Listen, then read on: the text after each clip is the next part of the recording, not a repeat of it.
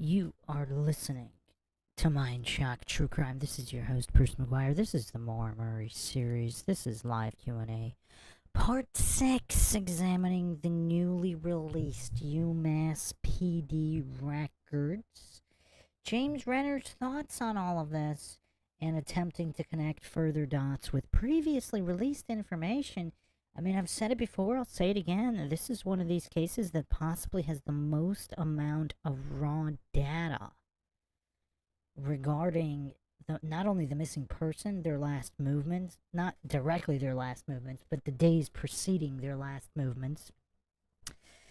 No shortage of dozens of individuals connected with them, dozens of individuals connected with the area where their car ended up, and even connections between where they were last seen and where their vehicle ended up.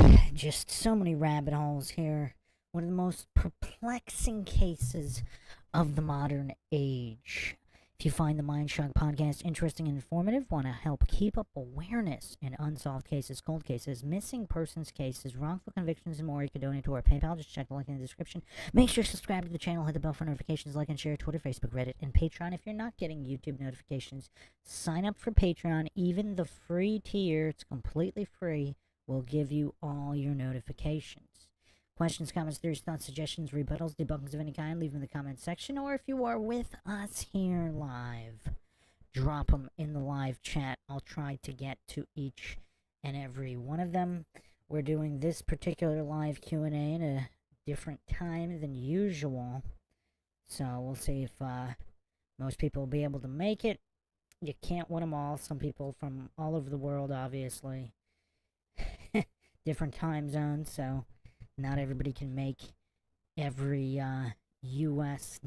nighttime live. So here we are. We're going to pick up right where we left off with James Renner, the one and only James Renner, who has been vindicated time and time again regarding this case and other cases. Because a lot of the Renner haters, they keep saying he's making stuff up, yet time and time again, it turns out he was accurately relaying information that was relayed to him. Now, whether it's true or not, it's a separate issue, but he wasn't lying, he didn't make anything up, he's simply reporting information as he gets it.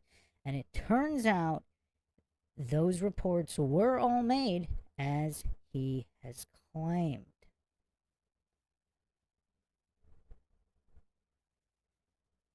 So, let's look at his thoughts here on the UMPD records, and then I will attempt to connect quite a few things, including one aspect we haven't talked about. Yes, in the near 100 episodes of Mindshock, we haven't touched on the hospital ID. Maura Murray's alleged hospital ID, the possibility that her ID was actually found in the woods, and we'll be looking at all of that and more. Hey there.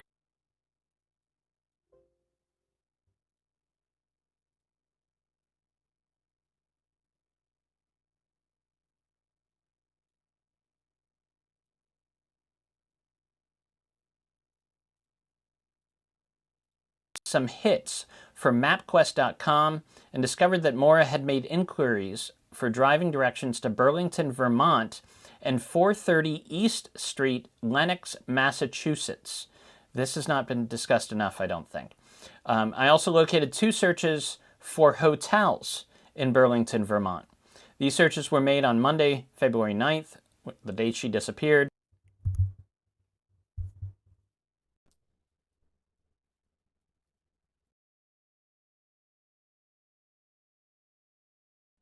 Another curiosity here, whether it's Maura herself performing these actions or not, this actually is very, very curious, because this is pretty curious, because if someone, it's almost like if someone is staging her disappearance, whether it's herself or not, are they, so if it's Maura, is she simply looking for all these directions and hotels in order to make sure that anyone that goes over this is going to be spread out all over the place. I mean, you got Vermont, New Hampshire, Massachusetts, all these different places in different areas in different directions. You're going to be busy. You're not going to be able to find her because if this is all staged, she's going to be at none of these places.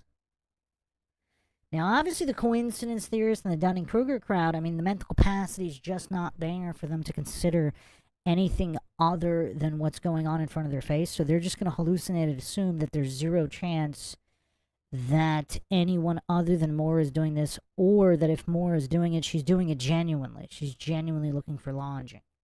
Because they don't have the mental capacity to comprehend that if somebody's staging something, or somebody's staging something for someone else, so let's say somebody harmed Maura, and they want to make it look like she's looking for lodging, they're gonna look up all these places that are nowhere near where she really is. So to intentionally just divide the resources of anybody looking for her, and it seems like it worked because in a lot of these searches, but I mean it's far more nefarious though, because I mean they didn't even really look. They didn't even really. I mean, did what was her name? The one at the Stowe in Stowe, Vermont, very popular resort area. They didn't even talk to the woman until how many months or years later? Like nobody even. So it's just kind of weird. It's like there was an order from above with upper agency involvement. I've gone over that before, but that aside, does it seem like someone is staging something here? Now the Lennox actually isn't that close to Springfield. My Google Maps was kind of glitching out. But it's, let's look over it just briefly here.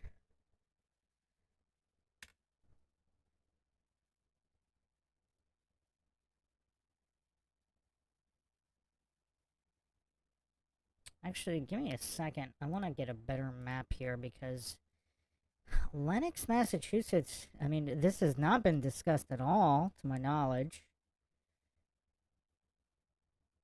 And so this is a clue, a potential clue. Let me get a good map here.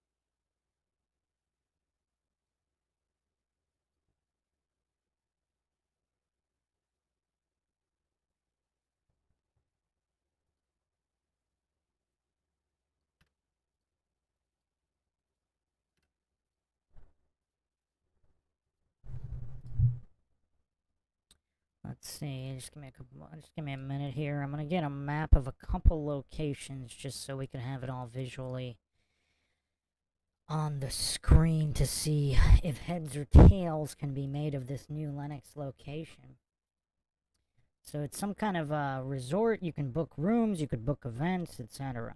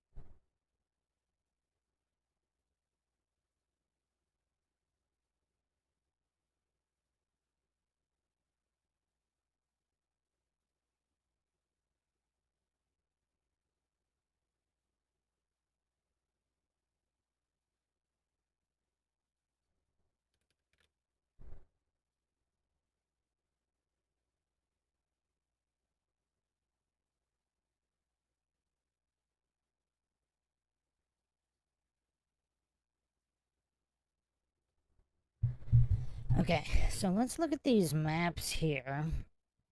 So we have...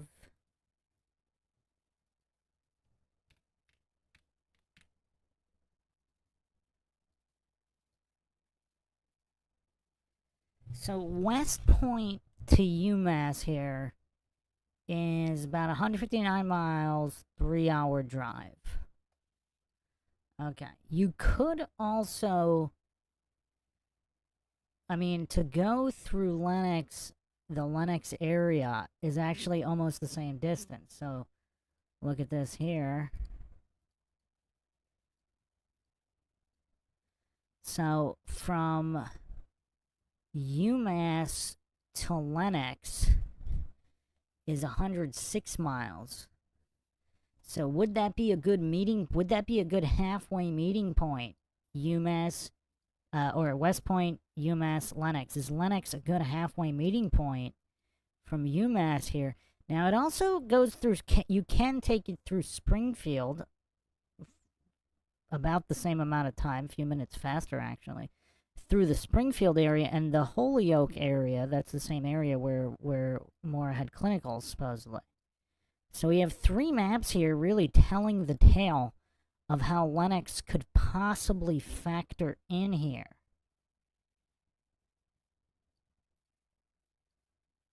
I mean, this is very, very curious.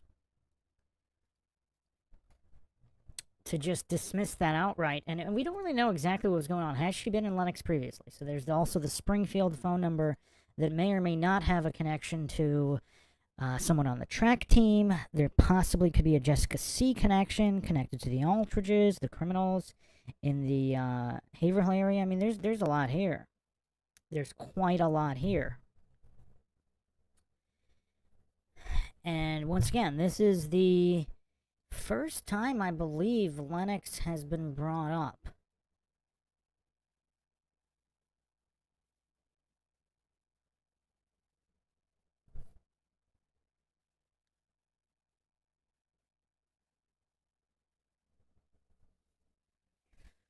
So let's... Okay. Let's see here. Let me bring up the actual... Let me get the actual FOIA file here on Lenox.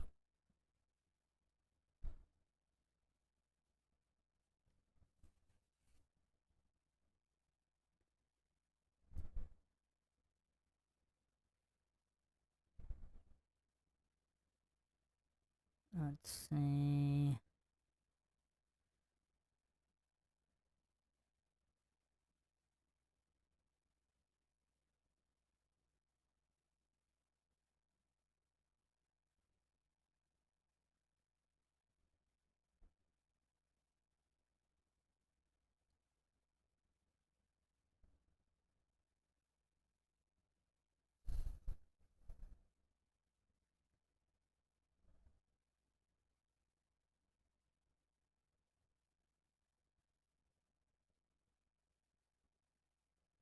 Okay.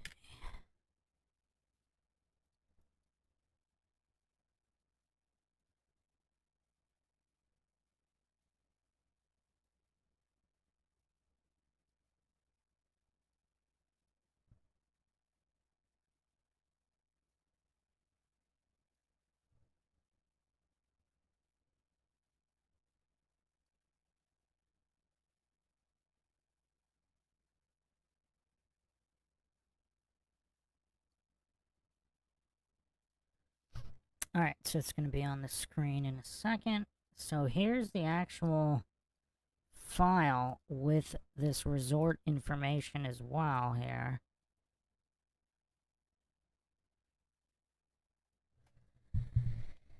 So they took Maura's computer for forensic examination. Okay. I was able to locate some hits from MapQuest.com and discover that, and look how sloppy this investigation, Maura made inquiries, as if nobody else could have used the computer, for driving directions to Burlington, Vermont, and 430 East Street, Lenox, Massachusetts. I also located 2 searches for hotels in the Burlington area. These searches were made Monday, February 9, 2004. Detective Kidwell contacted all of these hotels and advised them of the situation. So, 430 East Street, a resort called Eastover. Officer Colvin went to the resort with a photo and her description and showed it to several employees. No one had seen her. Colvin also checked to see if she had registered under her boyfriend's name. There was no record of him either. But, so there was an employee that he would be returning to speak with. Okay. Interesting.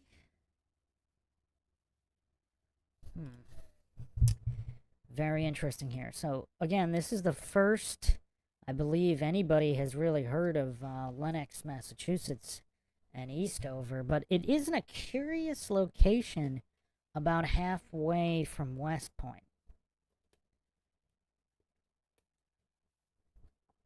And also, you have Holyoke and Springfield. So, how much time did she spend any time in Springfield or Lenox prior to this search, whether the search was or wasn't done by her? That's definitely a question. But let's continue here with Renner's thoughts.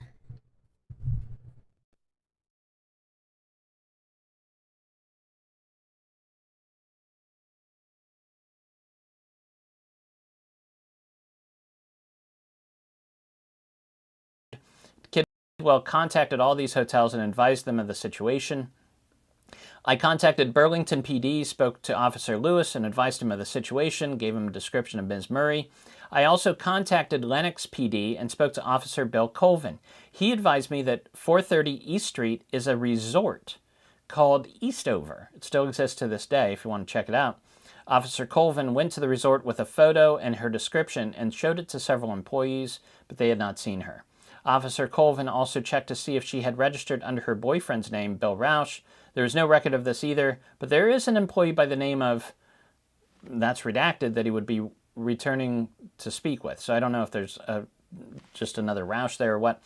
But so Maura was looking at resorts, not just in New Hampshire, but a resort in Massachusetts that is kind of in between UMass and Hanson, where her family was, where she lived. On February 20th, 2003, Detective Lieutenant Thrasher and I met with, I believe this is now, this is Sarah Alfieri. Sarah Alfieri comes in and talks to the police. And the reason I know this is Sarah is there's a point here where they forgot to redact her name. Sarah advised us that she was good friends with Maura and could not imagine why she may have left without telling anyone. Sarah said that she and Maura had been friends since spring of last year, 2003. Sarah advised us that she was good friends with Maura and could not imagine why she would have left without telling anyone.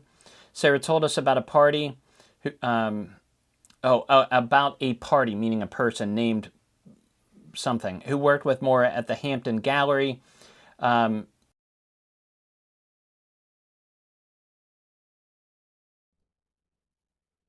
And again, all the coincidence theorists, the Dunning-Kruger crowd, they maintain that it's not strange that Sarah or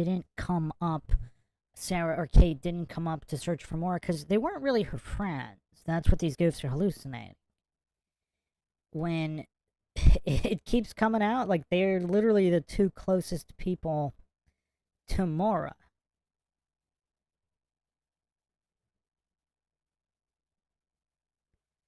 So it's kind of weird how, again, these coping goofs that just try to dismiss any and all, like, as if everything's above board, nothing is strange.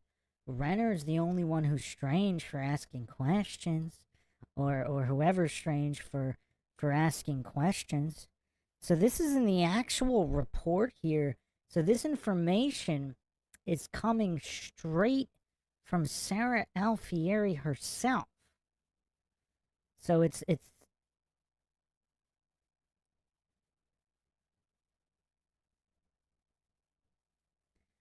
so let me put that on the screen just to trigger the goofs further.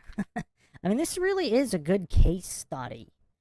in how coincidence theorists and the Dunning and narcissism and the Dunning-Kruger effect manifest within true crime discussion online, because these goofs are proven wrong time and time again, but they still bootlick and pretend the investigation's all above board, everything's above board. Anybody asking questions, those are the crazy ones.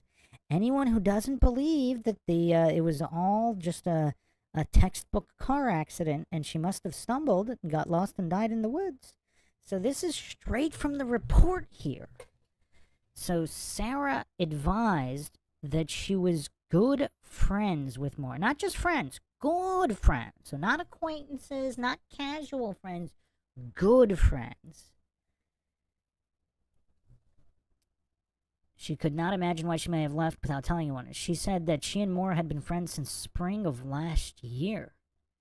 So, interesting. So, almost a whole year. They spent a lot of time together working there.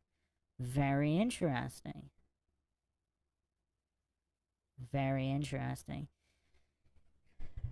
Huh. And for the goofs that are hallucinating, this isn't Sarah.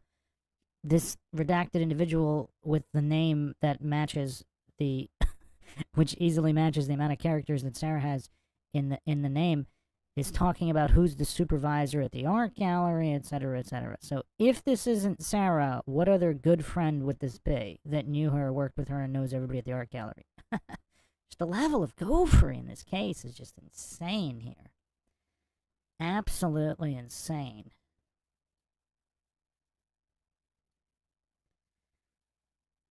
So you're good friends with somebody for a year, and then you never want to talk about their case, you don't go up searching, etc., etc. All above board, according to the coincidence theorists.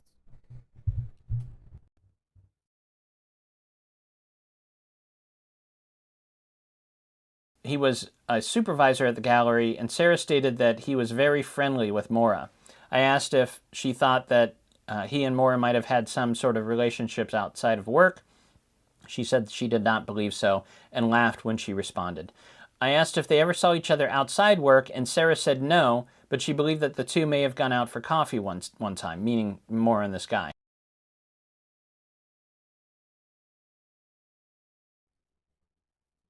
And I actually went over this guy in the art gallery episode, so you can check that out for all. Apparently, there are some shady stories about this guy. I kind of forgot if he had a red truck or not. Did he have a red truck, or were people simply asking if he had a red truck and it was unknown?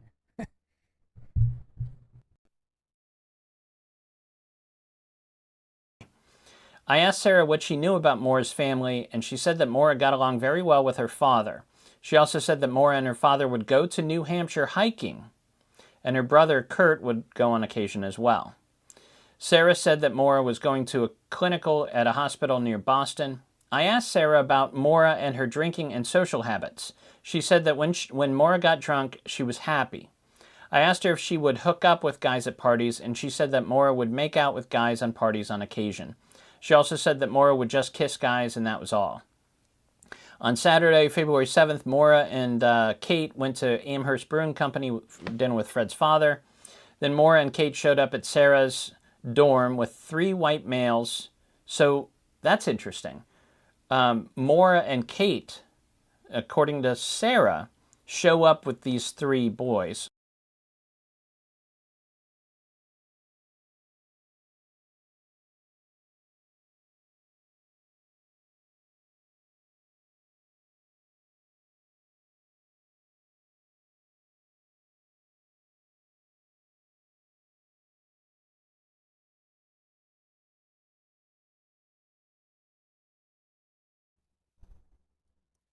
Yeah, that is curious. So they show up with not met there, or is this Sarah spinning a narrative? Also, Sarah's name is, they forgot to redact it one time, so not that not that anybody thinks it's not her talking here, but so this is the end of her account here.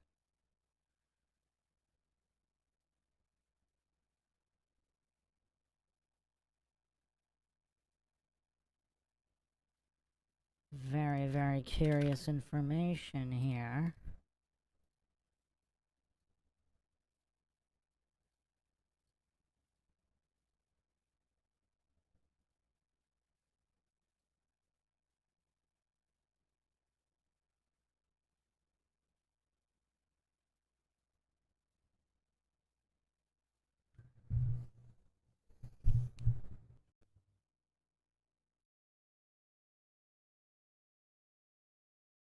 not from campus. They say they stayed there until 1:30 a.m. Sarah stated that she was very drunk that night and did not know exactly what time they left. Sarah said that Maura was in a good mood and she also seemed intoxicated, but not overly so. Maura also took photos that night with her camera phone. Be interesting to see those pictures, right? I asked Sarah if, in her opinion, Maura should have been driving that night, and she stated that Maura probably should not have been driving. I asked Sarah if, in her opinion, she thought Maura would have gotten into a car with someone in New Hampshire.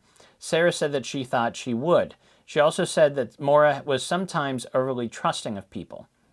I asked Sarah if she thought Maura would kill herself, and she said no. On Friday, February 20th, 2004, I called Maura's sister. I believe they're talking about Kathleen Murray here, who lives in Hanover. So that's Kathleen, who lives in Hanover, Mass., and asked her the following questions. Did you speak with Maura on Thursday, February 5th, 2004? Remember, this is shortly after the disappearance. And before Maura disappeared, that Thursday was the night that she got a call. She got very upset during her work, was talking about her sister, and we were told that this call was with Kathleen. The detective says, to Kathleen, did you speak with Maura on Thursday? Kathleen says no. Kathleen said she had not spoken to Maura since sometime around January 15th. Kathleen asked why I was asking that question because she said that another police officer asked her the same question. Kathleen said she had called her from her student receptionist job and she was drinking while doing so. I asked her if she was drinking while she was at work and she said yes. So this is a little weird because now it sounds like Kathleen is saying, well, she called her, like Maura called her, and that Maura was drinking on the job. It's weird, though. It reads weird. Maura told her that she was concerned about her drinking.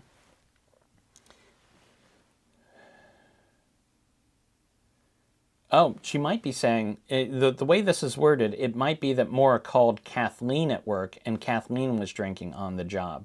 You'll have to read it. Let me know what you think. But, and she said she thought Maura was using a calling card because Maura made the statement, I think I have 15 minutes left on this card. Kathleen said that she and Maura got along very well. She said that Maura was very good about hiding her bulimia and would just get into a car and drive away for a while, then return a few hours later. Kathleen assumed she was making herself sick during those times. I asked Kathleen what she thought happened to Maura, and she thinks Maura was abducted. She lives with her fiancé, Tim. Back to the keyword searches, the detective comes back to that. I performed several keyword searches for the following words. The first word is redacted. That's probably a name. Then he also searched suicide, pregnancy, Vermont, White Mountains, and Tuckerman's Ravine.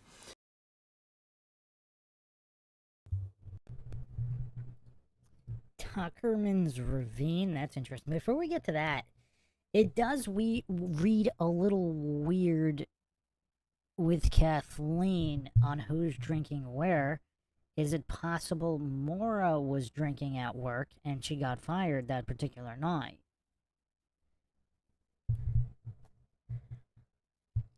Something nobody discusses.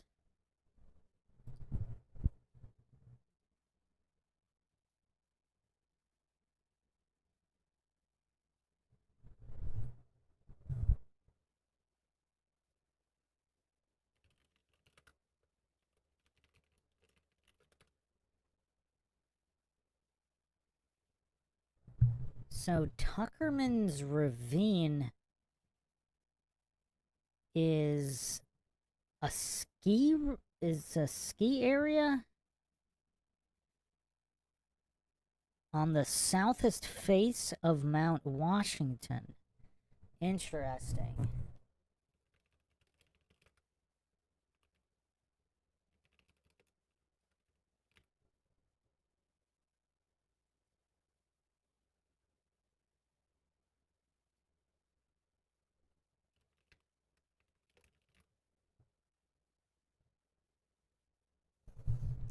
That's interesting. It's on the other side of Mount Washington from Bretton Woods, which, if people recall, that's where Alden Olson was posting ski tickets, etc., and some cryptic maps. That's curious. I mean, everything seems to come back to Alden Olson one way or another. It's pretty weird.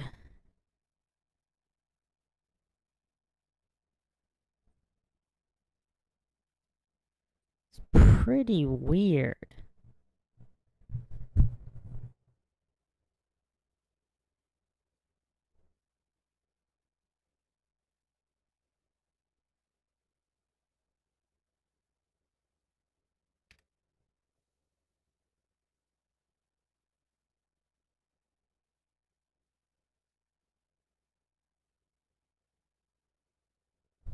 And this is also in the Bartlett area where Fred Murray said he thought she was going.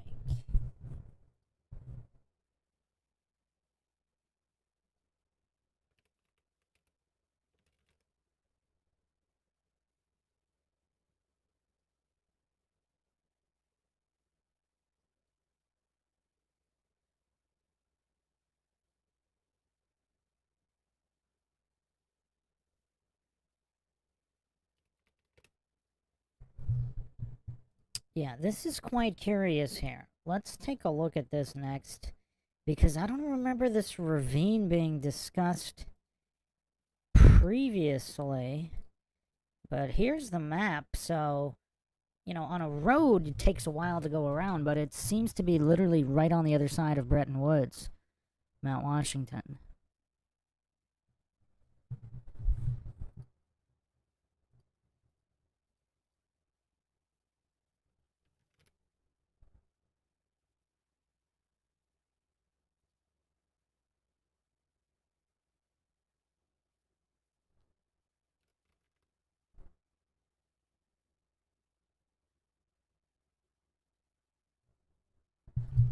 And Alden Olson posted this. Bretton Woods, February 11th, adult lodging. Kind of random.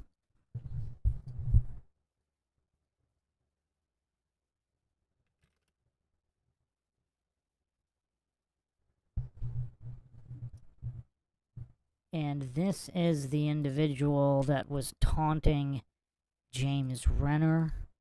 All sorts of threats and the like. Happy anniversary video, etc., etc. This is a weird guy, but he posted a lot about the Iranian connection in the UMass area. And then he posted some kind of cryptic map of potentially, I don't know if it was, people were trying to figure out.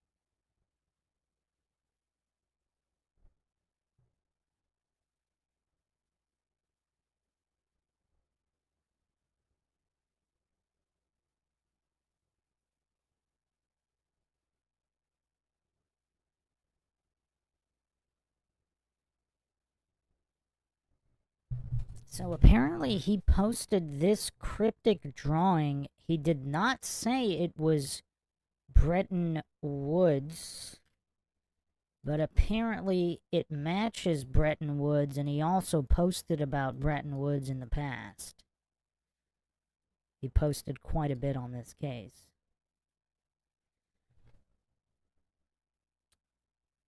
Make of that what you will. I mean, truly a bizarre. This guy was a Walmart greeter from Hadley. And he was also in the UMass library, and I believe he's a former UMass alum as well as Fred Murray. So the coincidence stack is quite high with Alden Olson. So some people believe that he believes that her body is somewhere around Bretton Woods. Now, is it possible people, they went to Bretton Woods and somehow ended up on the Tuckerman Ravine on the other side? Unclear.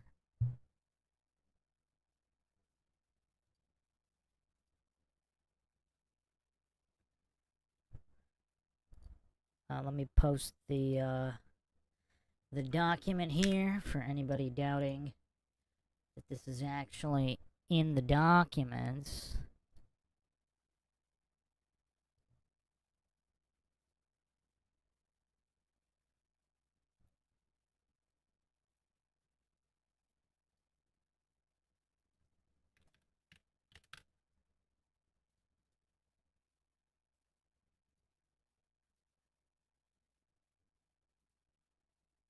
Now, it's kind of curious. So, this is the document here.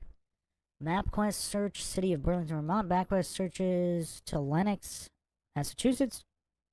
Several AOL Instant Messenger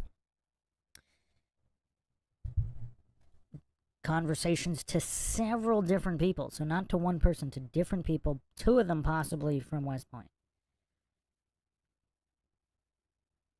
Now, see, upon completion, the image was verified. I began and discovered the following items. So this individual, I performed. What does I performed mean? So that's this officer. So why is he searching these following words? Because they were previously searched or other reasons? Tuckerman's Ravine here. That's very specific. I mean, that's surely very specific. Huh. And then what isn't talked about is apparently there was some kind of a ski trip. The UMass ski team, were they up near Bretton Woods?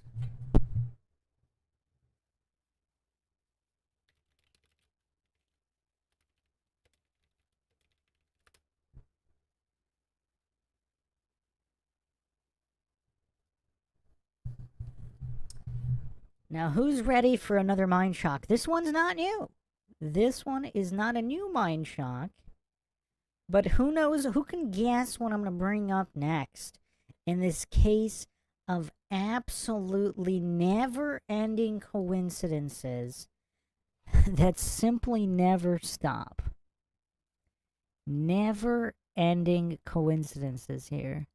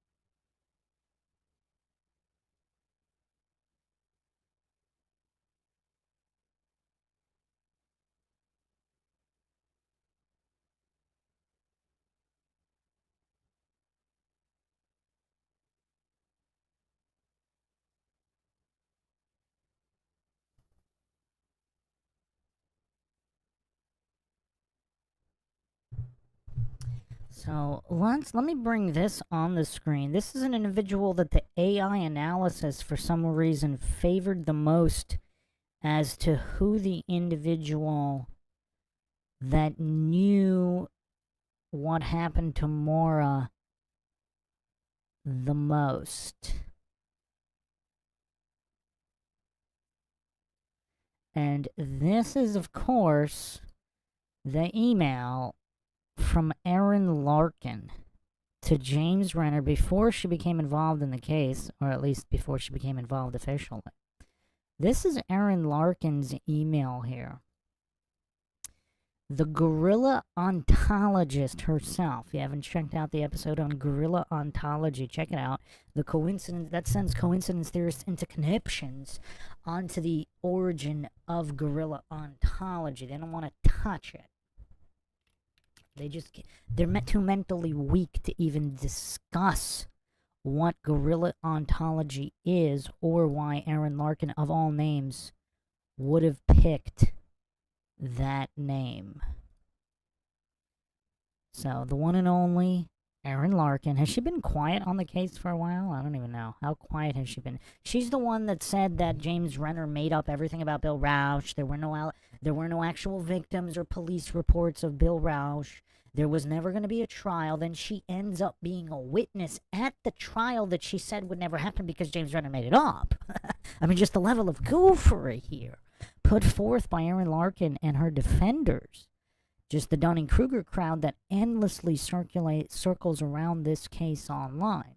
So this is her original email to James Renner. And again, Alden Olson posted all of this. Like, how did Alden know about Bretton Woods? Is he making stuff up?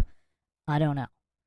So the email here, I made a comment about cell phones and Kate M. a few weeks ago on your blog. You asked me for me to email you directly. Sorry for the delayed response. It slipped my mind for a bit. I was on the track team February 2004 and knew Kate, but wasn't really friends with Maura. So what does that mean? Acquaintances? I also worked the same security job at Maura. I mean, who could, the amount of coincidences here. She has the same exact job. She's on the same exact track team. And and you think, for those that don't think that can write off those coincidences, I mean, here comes some astronomical ones. I was actually returning from a family ski trip that Monday night, and it's possible I drove past the accident. But if I did, I don't recall. Like, who would say something like that? Like, why would you even bring that up if you don't remember? I mean, it's just so weird. It's almost like it's setting up damage control, because if she were really there, for example, some people think Kate and Sarah went up with Maura. There was the Butson sightings, etc. Well, if it was Erin Larkin there instead, is it possible, or she was meeting with them, was there some party up there that people don't want to talk about? But I mean, who would insert themselves into the case like this? Now, so she's returning.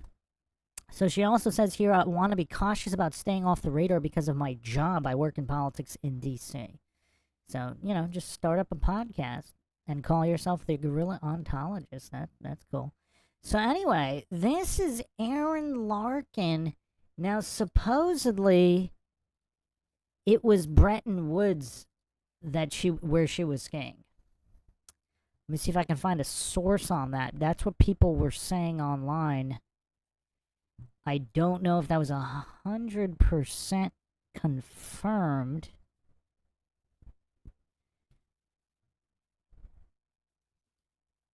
Oh, it looks like it was. So give me a second here.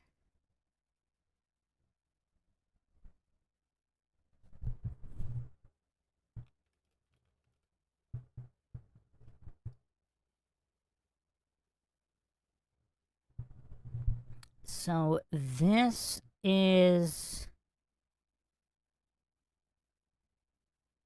Renner's blog here.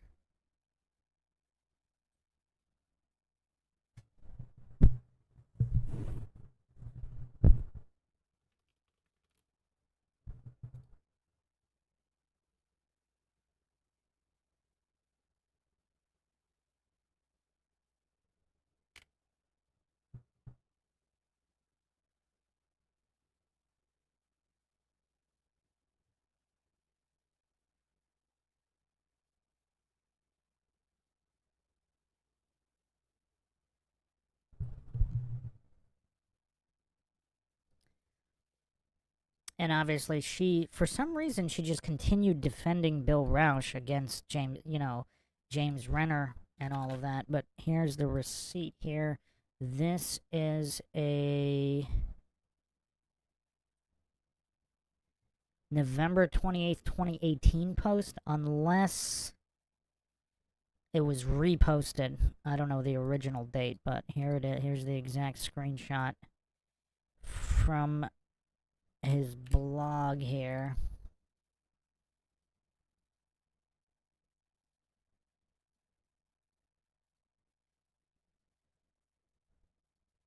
A little more background on Erin Larkin. For those unfamiliar, Erin was on the track team at UMass and told me that Kate Markopoulos, Maura best friend at UMass, a person who has never fully cooperated with investigators, was her big big sister, as that's supposed to be, or mentor on the team. I met Erin in person at CrimeCon 2017. We met at a bar in part to iron out some issues she had with me. She was visibly shaking when we began. Whether from nerves or some fear, I don't know. I mean, have we misread this whole situation? Is Erin Larkin the good guy here? Is she the hero of the story? And Bill Rausch threatened her or other parties to carry out this agenda against James Renner. So she knew, so she was putting all this false info out and trying to downplay anything against Bill Rausch because she was paid or threatened to do so, not because she really wanted to. And her cry for help was guerrilla ontologist for people to notice that name. And that was kind of the behind-the-scenes cry for help. And it was all ignored. I don't know, just a theory. Again, I don't claim anything is true or untrue. The motto here, of course, is the only thing we know for sure is that we don't know anything for sure. I don't claim anybody is innocent or guilty about anything. So, after a couple drinks, she relaxed a bit. She told me she was skiing at Bretton Woods the week Maura went missing and suffered an injury there. So the day Maura Murray disappears, allegedly, Erin Larkin is injured and is off the track team. I mean, that's curious. There's a lot that goes on that Monday. I mean, you know, you got DEA, U.S. Marshal activity in this small little hamlet in the middle of nowhere where Erin Larkin might have actually drove by. This staged accident scene where they were stopping red trucks all night. I mean, just the coincidence stack is just so astronomical. It could really do your head in if you're looking at it logically. So, Bretton Woods is in New Hampshire, a 20-minute drive from Bartlett, where Fred Murray believes his daughter was driving. I'm not sure what is happening with Erin Larkin at the moment. Recently, she posted a map to my house online. I always kept my address unlisted because I have children. She also posted the names of my siblings and their addresses. Why, question mark, I have no idea. Some weird attempted intimidation, I guess. But what is most sickening is how she has tried at every turn to downplay the allegations of SA against Bill Rausch, writing some of them off as one-night stands. It is clear her agenda is to add misinfo to the case. For what reason? I do not know. And again, this is just all bonkers how she continued to deny that there was ever even going to be a trial involving Bill Rausch and some of these allegations because they were all made up by Renner. Then she ends up as a witness at the actual trial that she claimed would never happen. I mean, it's crazy.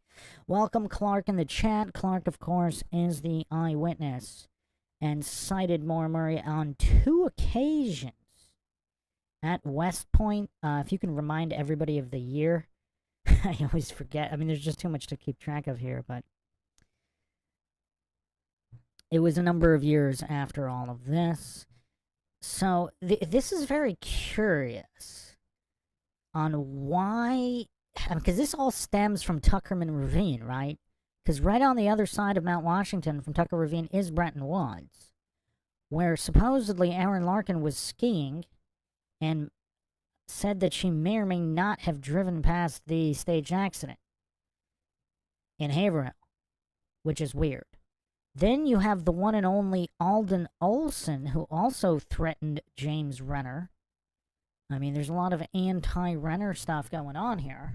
That's what Alden and Erin Larkin have in common here, is just being very anti-Renner. But Alden Olson posts not only ski tickets to Bretton Woods, but this cryptic map. So he posted this part right here. This weird zigzag 12758. It seems like it could possibly be a map of Bretton Woods, but who knows? But he did post the Bretton Woods ticket. Now, it's February 11th, but I don't know. I mean, this is weird. Then you have Erin Larkin skiing at Bretton Woods. Now, supposedly, there was also... Was the UMass ski team... Let me double check what's going on with the UMass ski team.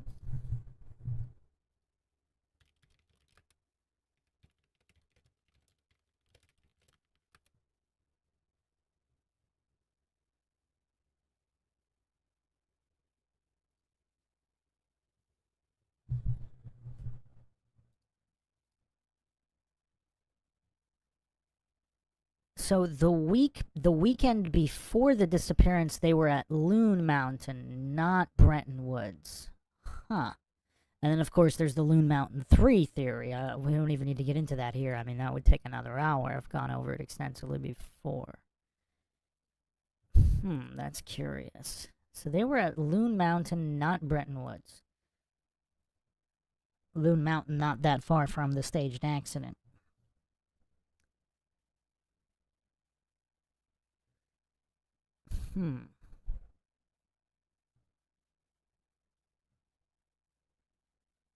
But yes, they also... Bretton Woods was on their schedule between... So it was on their schedule. Bretton Woods, Cannon Mountain. Okay. Alright. So make of that what you will. Getting a little bit of lag. Clark, if you want to expand on whatnot in the chat, I'm just going to take a minute here to get the lag back down, and we'll resume with James Renner.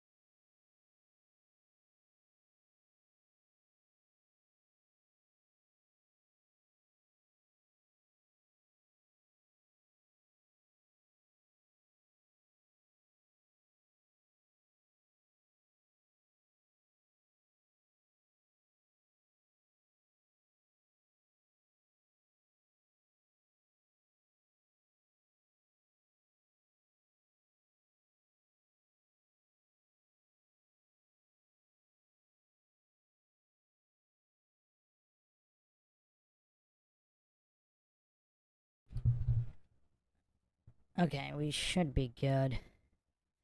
Alright, let's continue with James Renner here.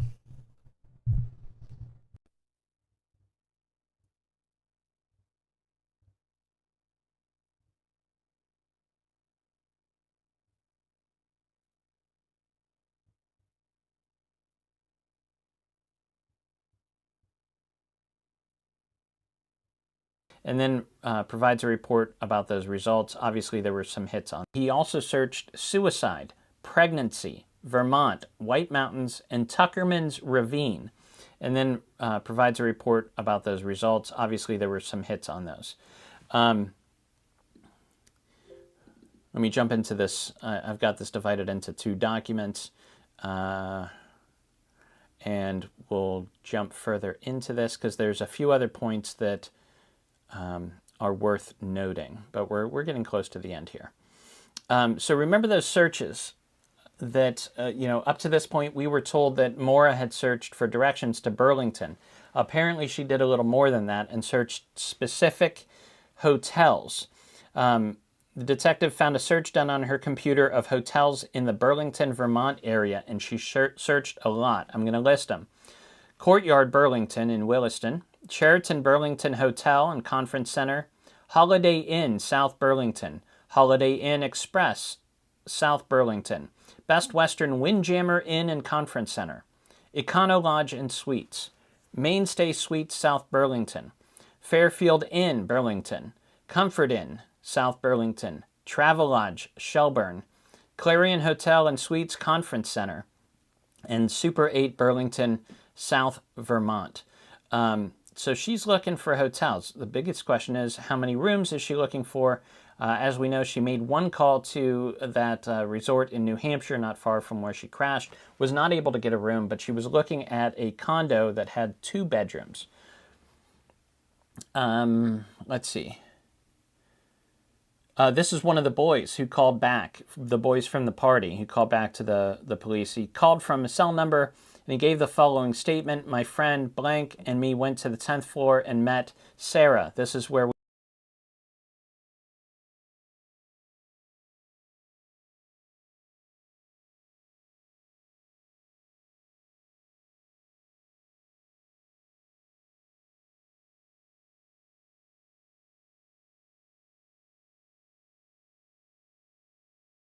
we met Sarah Alfieri.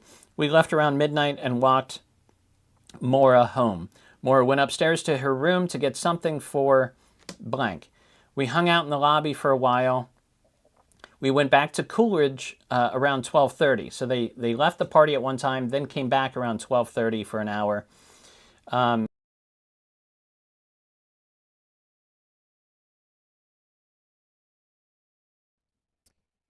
Now, this is really critical information because I've mentioned this before. There may have been at least one other party that night.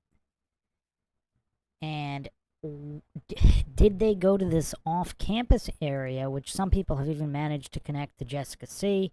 and even Concrete Guy, and possibly some kind of individuals that were known to both of them? So again, if there was some kind of a drug angle, I mean, that would be quite curious.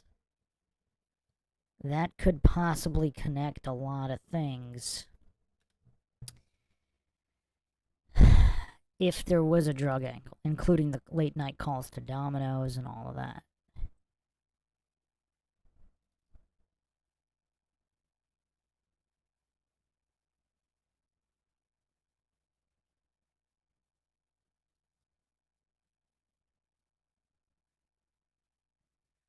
So let me bring up the UMass map here.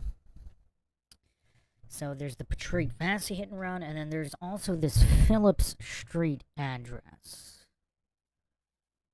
which is curious. Some people actually think Maura was staying there. She wasn't actually staying in her dorm room for whatever reasons, but yeah, this Phillips Street address here. Quite the party house, according to some. Not that far from the dorms. And on this map here, you could see also the Hadley accident in the other direction. So there's at minimum a missing hour here. At minimum. And that's curious. That's definitely curious that there's a missing hour.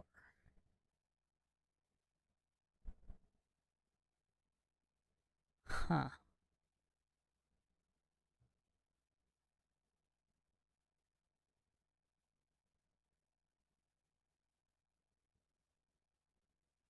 I'm gonna put the statement here. I mean, part of it is obviously redacted. And we don't know about any follow-up conversations here either. Now, one would guess that this is not...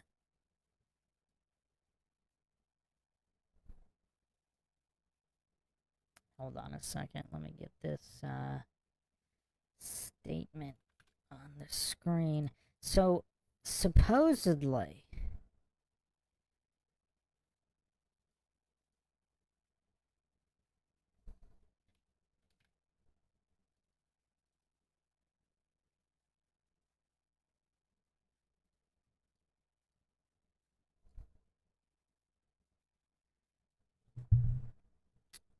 So, 10th floor, that is where met redacted, that is where met redacted. We left around midnight, walked redacted, Maura home.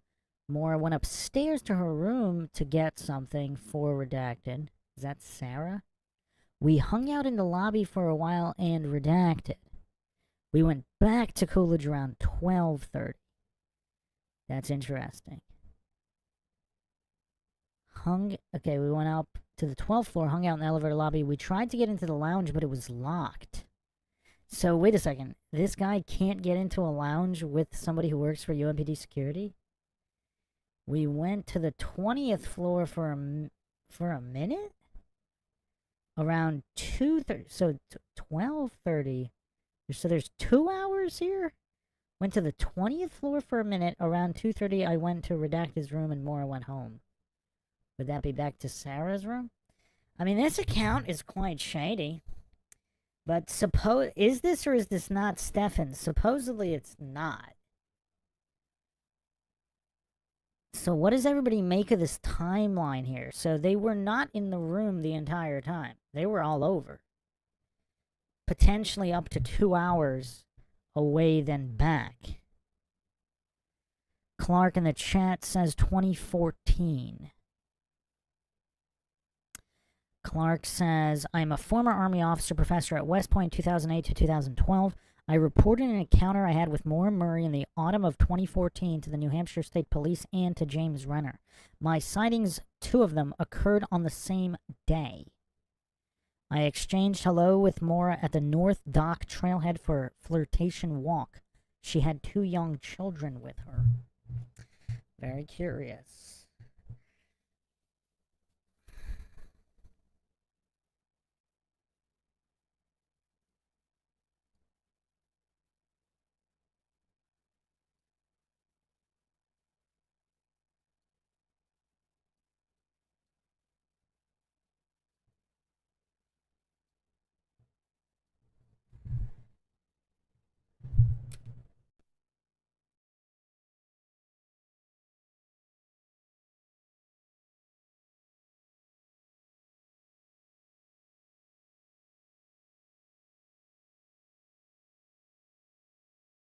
We tried to get into the lounge, but it was locked. Around 2:30, I went to Sarah's room, and Maura went home. More on those hotel searches. And they're still trying to track down the boys. Here's one that responded, received a call from blank advising that he, along with some friends, had found what they... Oh, wait, no, this is the big clue that is in here that I think might be really important and I think was misreported when it was talked about. Here's the clue.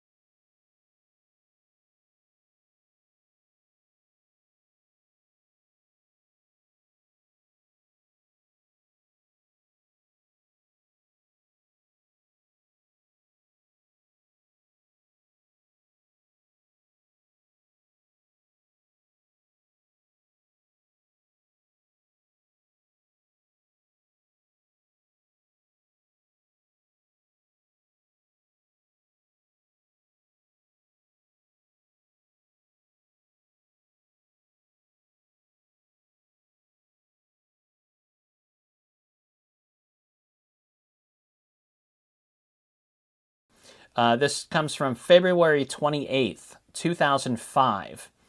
I'm sorry, December 28th, 2005. So a year and almost 2 years after Maura went missing. The police department received a call from blank advising that he, along with some friends, had found what they believed to be Maura's hospital ID in Ossipee, New Hampshire. I think I'm saying that town right, Ossipee. And stated that the ID was found in the area of an old dump by a cemetery in Ossipee, New Hampshire. And he's willing to take officers to the site. The item was found the week before Thanksgiving while the men were hunting. So it was found around Thanksgiving 2005.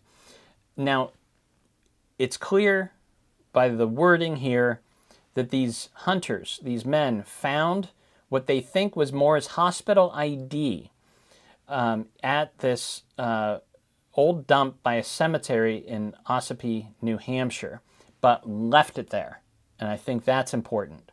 They were going to take the officers back to the site to see if they could find it. That's why the officer was asking for copies of Maura's hospital ID. Now, we've been told that nothing of Maura's has ever been found. And while that's technically true, the way that statement was given was to say that nothing came of this clue, which I think could be very important. If Maura's body possibly ended up in that area and her ID, or at least her things were dumped there at this old dump. I think what is more likely is that these hunters brought the officer back to that scene and then could not find that ID again. So just saying that, anyways, I think it's an important clue. There's some talk about the ATM video.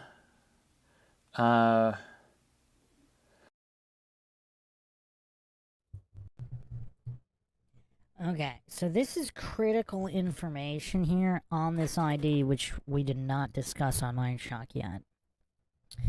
Clark in the chat, second sighting occurred the same day.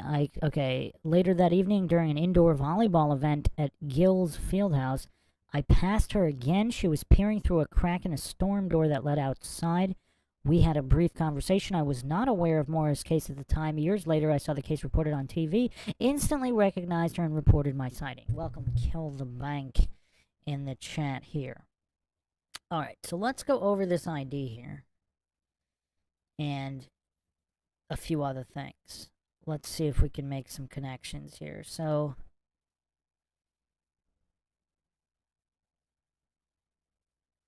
here is a map. So this is the, in quotations, accident scene, which is about 16.5 miles north of Warren, which is where the Rathbun sighting of, or one of two possible sightings of Tim Carpenter. Then 30 miles to the northeast is Pemigewasset Overlook, where a backpack potentially being Maura Murray's was reported. Ossipee is about 56 miles southeast from Warren. This is where the possible hospital ID, which may or may not have been Maura's, was reported. A lot going on here. And again, Brenton Woods not too far north of Bartlett. Perhaps I should add something there for Brenton Woods, since we were talking about that.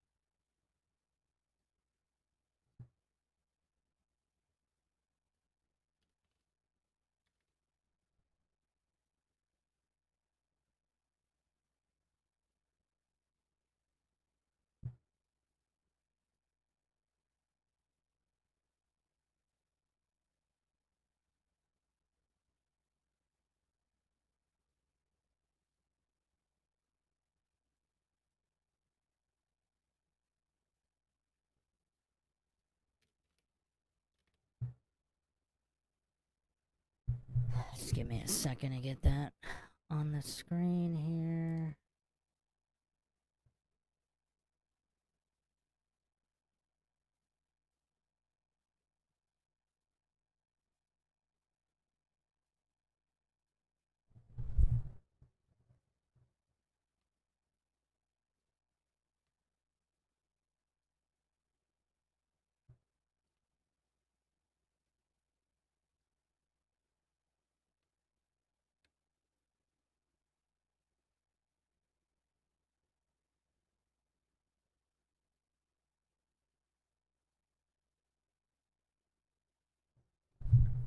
And so Brenton Woods is up there, Mount Washington area. Okay. So, okay.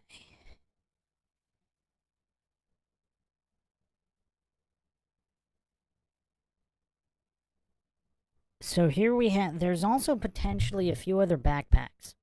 There's also potentially a backpack found at the A-frame near the accident scene.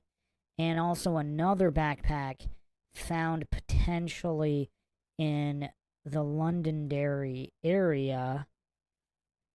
Of course, the infamous Londonderry pings. Now, I have a map here.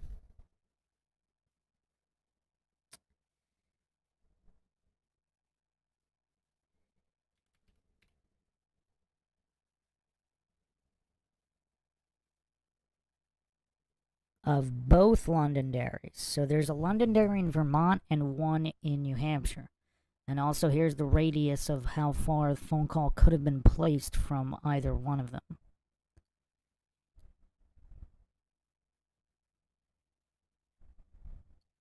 And Ossipee is not that far from the Londonderry in New Hampshire.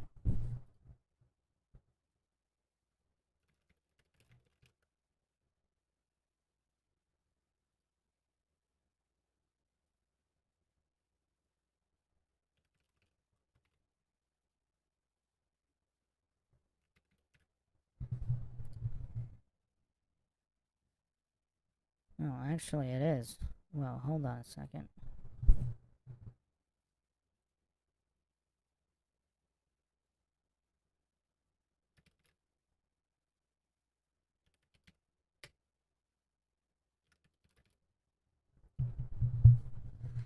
Oh yeah, actually it's about 73 miles north.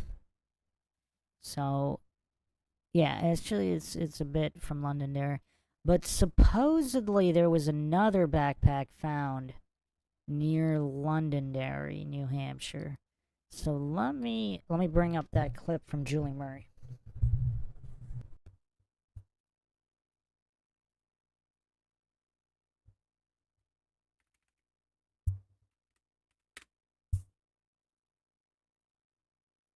If you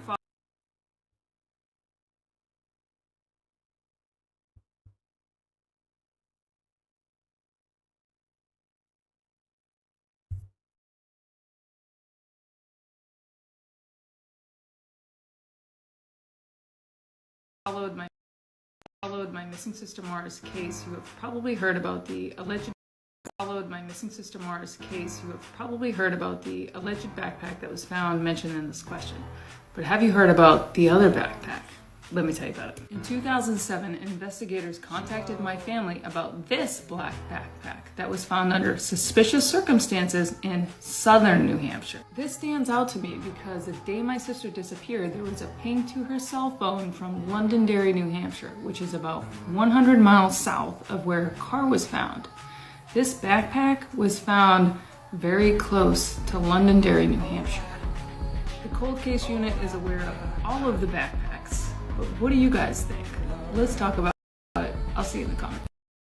If you followed my 2007, investigators contacted my family about this black backpack that was found under suspicious circumstances in southern New Hampshire.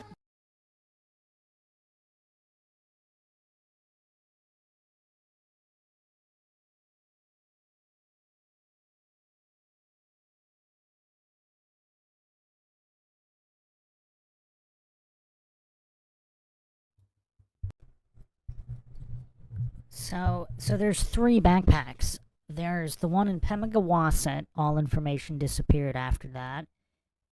There's the one found in or around the A-frame, most, again, all unverified.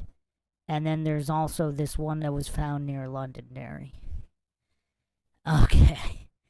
Man, it's lucky we don't have Maxwell on this one. Okay. Clark says, all cadets at the time were issued identical black backpacks by USMA. More than likely, if it was Maura's West Point bag, it would have any logos or manufacturers or marks blacked out with a Sharpie. So the bag I have on the screen from Pemigewasset is the one that was on her missing poster.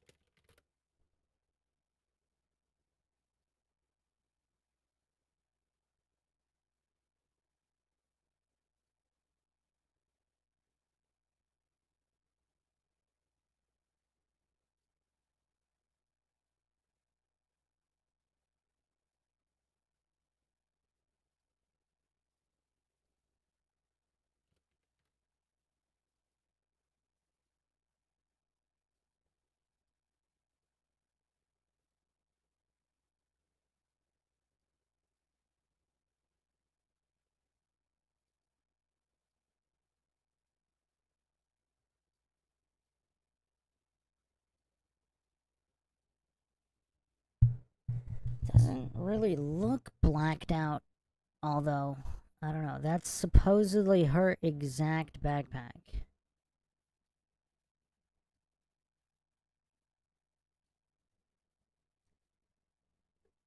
But apparently not the shoes. The color of the shoes were black with these white stripes.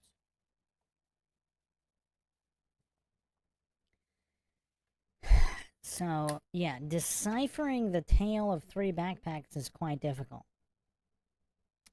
Quite difficult. Let's get more into the hospital ID.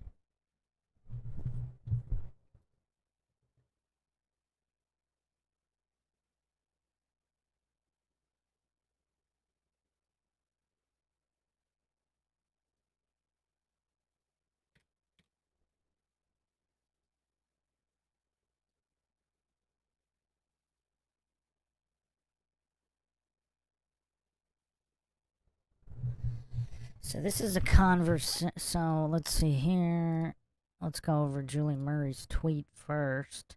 Then we'll go over a conversation with James Renner on the Sham subreddit, the Maura Murray Sham subreddit on Reddit, where they do not allow logical discussion, just a bunch of trolls, but occasionally some posts slip through, and Renner did post on there.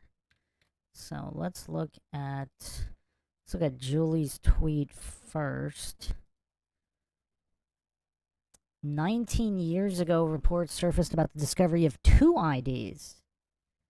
One in New Hampshire, one in Vermont. My family was notified, law enforcement investigated. Neither was related to my sister. Sadly, nothing belonging to my sister has ever been found. Reconfirmed with law enforcement today. Now, again, I don't think they found the one in New Hampshire, in Ossipee. I don't think they found it. So they didn't know whether it was hers or not. There may have been another one found that was not hers. Again, that's if... It's weird how a lot of bootlicking goofs, they just have blind faith in law enforcement. As if nothing could have slipped through the cracks, or as if corruption is zero across all departments everywhere, and no crimes would ever be covered up no matter what. Just a level of goofery here to just have blind faith in this. Again, the Pemigewasset backpack was taken, so I went over that before as well. It just hasn't been confirmed hers or not.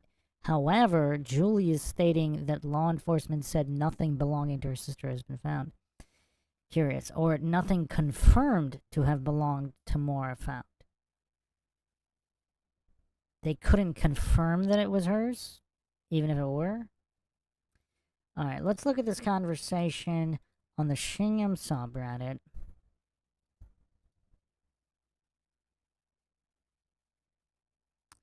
Oh, wait a second here.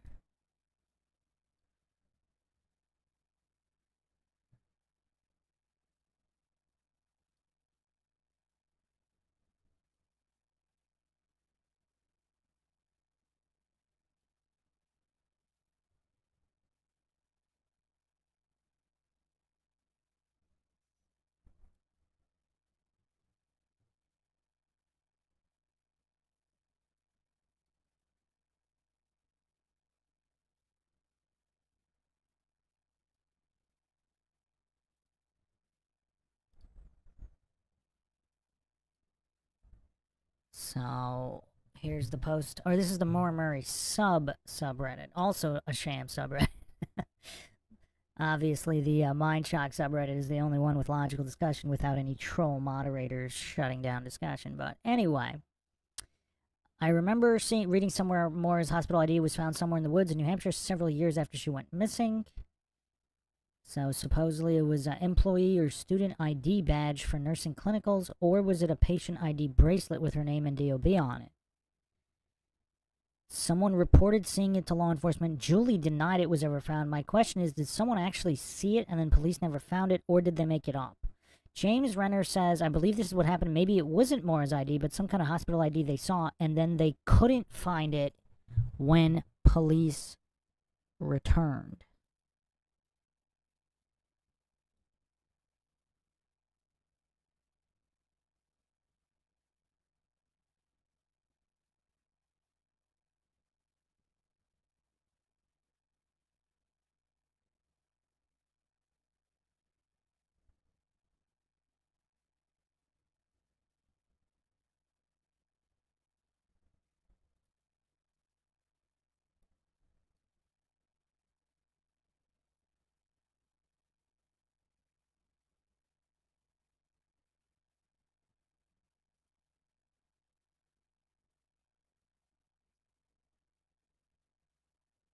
So this is, again, from December 2005.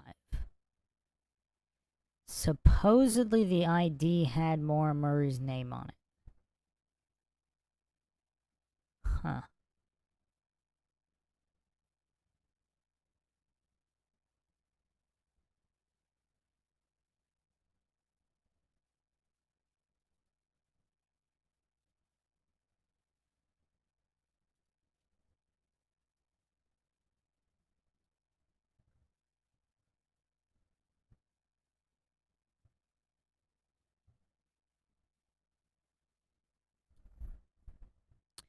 So here's a post by Sandcastle.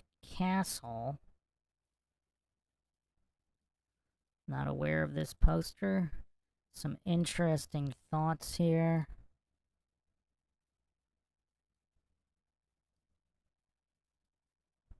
I think the UMPD report pertaining to the Hunter's account that was released via FOIA was hold back information that shouldn't have been released. It was an oversight by law enforcement.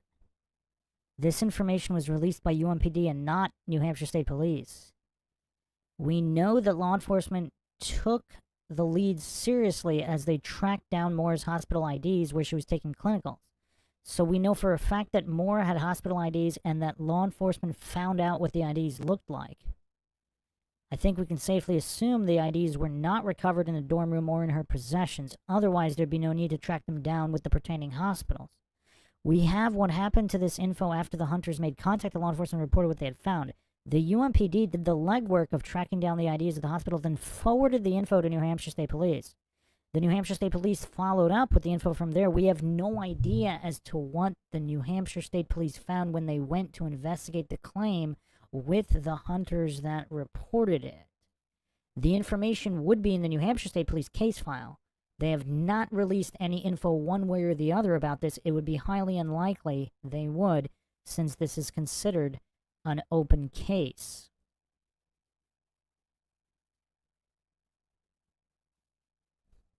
The report states that the hunters found the ID around Thanksgiving, November '05, reported it to law enforcement a month or two later. I don't think we really know what happened as to why it took a while for the hunters to report it. And again, we're also assuming none of these reports are doctored or there aren't other reports in between them or whatever. This info as to the timeline of the hunters makes the information credible to me. There would be no reason to add this particular info about it being found at an earlier time if it wasn't true. But since it was said to be found over 70 miles away from where the Saturn was found, I don't think it's implausible to assume that the hunters had never heard of Maura Murray or that she was a missing person. Most people still don't know who Maura Murray is to this day. For all we know, the ID with some of Maura's other things, and that was not in the report, the hunter would not have any idea of Maura's other things if they didn't have her name on it. That's a good point. So I think if they did find Maura's hospital ID, it's quite possible that there were other things with it, like her backpack. I think it's quite possible when the hunters found out about Maura being a missing person, they reported what they had found at that point. So maybe it makes sense that it took some time for them to call law enforcement. It was not an anonymous report. The person making the call to law enforcement gave his name and phone number. They offered to show law enforcement where they had found it. So I have a hard time believing that it was a hoax. Personally, I think they found exactly what they reported to law enforcement. If it was in fact one of Maura's IDs, it didn't lead to finding Maura or enough evidence against anyone if it were a crime, because we don't have an arrest being made in the case. But I think it would change this case a great deal if it were Maura's ID. For one, I think law enforcement has a good time knowing that just about everyone is focused on the Saturn's location, the local people, and the timeline. And for that matter, what happened to Maura in the days leading up to her trip. Meanwhile, they've been focusing on somewhere else and on suspects outside of the locals in Haverhill. Maybe that is why New Hampshire State Police are not interested in the rumors and the people in the area of the Saturn, or they know what happened and they're covering up for somebody. They developed info that Maura was not in the area after that night at some point, or if she was even in there in the first place. The timeline and what happened up to that night are irrelevant. What? How is that irrelevant? For them, the story about what happened to Maura just began at the Saturn, or did it if she wasn't there? For the rest of us, it doesn't seem like that is the case. Law enforcement has said many times that they believe Maura got into a car and traveled outside the area. I think that is exactly what happened. That doesn't have to mean the person that gave Maura a ride harmed her. It just means that they gave her a ride and didn't want to admit that for fear of being in the crosshairs of a missing persons case. I think that is totally understandable when you look at what happened to Butch Atwood and the Westmans, but I think that whatever happened to Maura, it was many miles away from where the Saturn was left. If the ID was found, it would point us in a direction towards Bartlett, and that many suspected from the beginning. For all we know, the trash that was collected from the Bartlett-Conway area was trucked to Ossipee to be dumped. Okay, that's an interesting point there. Does anybody know how far of a radius does the dump in Ossipee receive trash from? Because it seems like that could be verified. So it might not be the case of someone bringing her stuff directly there, but it came from elsewhere. That's interesting. We know Maura was highly motivated to make this trip wherever she was going. Well, no, we don't know that, because we don't know if she was in control of her actions. We don't know if this is all a diversion. So again, this is what, Sandcastle, guilty of many logical fallacies here, but still some interesting points. We also know she didn't want to talk about it with anyone. Well, no, we don't. She could have had another phone, or she could have talked to several people about it in person. And what is it? Because if she was harmed at UMass, there was no trip planned. That was all the cover-up. She didn't want to talk with anyone on her phone either. Again, which phone? What makes people think that Maura changed her plans when she no longer had the Saturn, if she had it in the first place and it wasn't being dumped in the Haverhill area? But anyway, some interesting point, regardless of all the fallacies, some interesting points being made there regarding the hospital ID.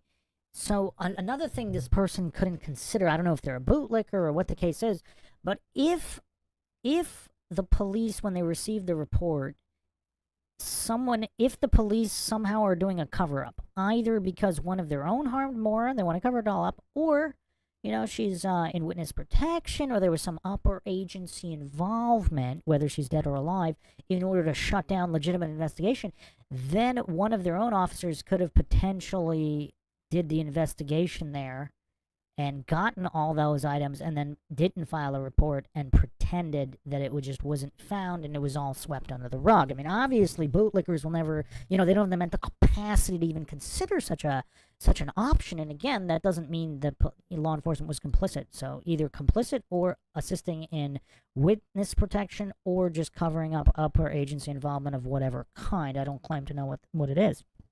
And I don't claim any of that is true either, for all the triggered goofs alleging that I'm making a positive claim there. No, I'm simply considering many mutually exclusive theories. Not rocket science, but again, the Dunning-Kruger, the crowd that circles this case, is truly unlike any other. Welcome South to West. Southwest says, I think Sergeant Pepper, Bruce McKay, took some secrets to the grave, no doubt, but secrets about what? South to West says the Reddit Maura Murray moderators are utterly brain dead. Yeah, on the so-called official sub, Maura Murray sub might have one or two decent ones, but they don't really keep the other sham troll moderators in check. So that's quite the sham sub as well. I mean, occasionally a few good posts slip through the cracks, but Christopher says this case has a lot of activity lately. Feels like we're closer than ever to finding the truth. Mad props to you, Bruce, for bringing questions to the table that others don't. I was bummed when your channel went down, so glad I found you. Yep, every single Maura Murray episode is back online here on the Bruce McGuire channel. Alright, so we have 3 backpacks and a potential hospital ID. Yeah, that's an interesting point on whether or not the ID may have also been accompanied by a backpack and other items of Maura's, and whether or not they were dumped there. So whether or not she was there or not, if somebody's dumping her and or her material, her things, did they dump it at that dump site? It says it was found near a cemetery, near a dump site, so I don't know if it would have actually been on the dump, because why would hunters be hunting in an actual dump? It said it was found near. So was that like a hiking, hunting area near? In which case, let's see here. And Landry was, of course, the guy behind the Londonderry Ping and all that shadiness. So it was found in the area of an old dump by a cemetery. In the area of, so, I mean, would hunters be actively hunting inside the grounds of a dump? Or is there a dump in a cemetery next to a hunting, hiking area? Let's see how many cemeteries and dumps are in Ossipee. Let's see if we can nail this down.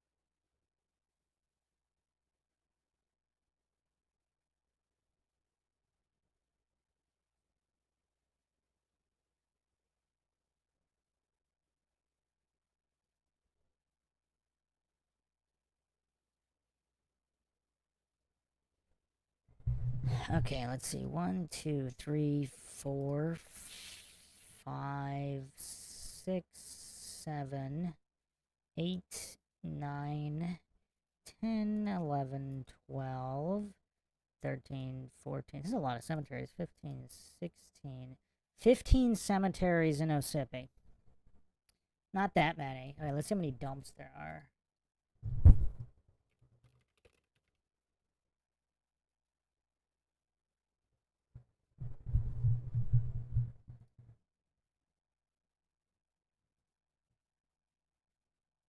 Huh. Apparently none. So is the dump on a neighboring town?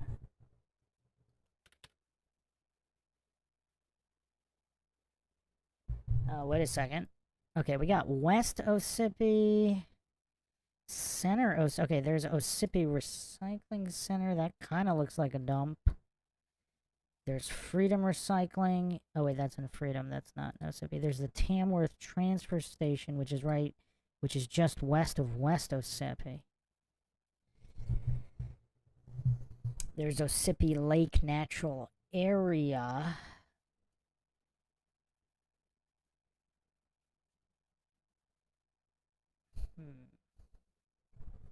Yeah, they should have, if they added coordinates there with this one. I wonder if anybody knows, but I think, hold on a second.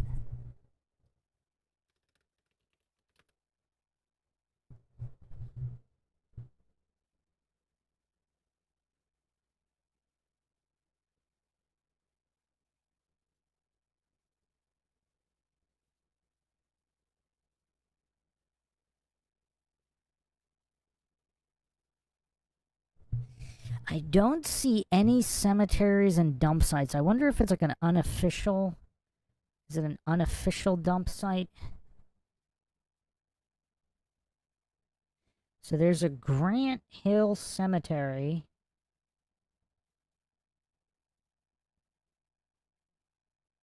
Let's see a dump here.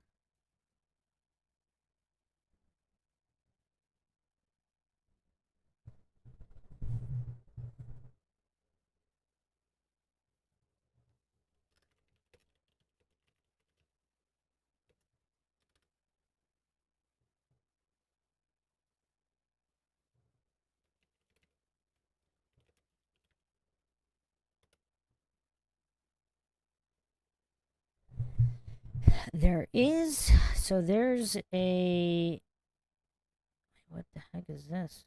There looks like there's a Tri-Town Waste Dispose. Oh wait, that's in Maine. Why is it giving me Maine? That's weird. Ossipee's actually not that far from the Maine border. Which, again, if you haven't checked out the Maine episode in the Maura Murray case, a lot of activity in Maine as well.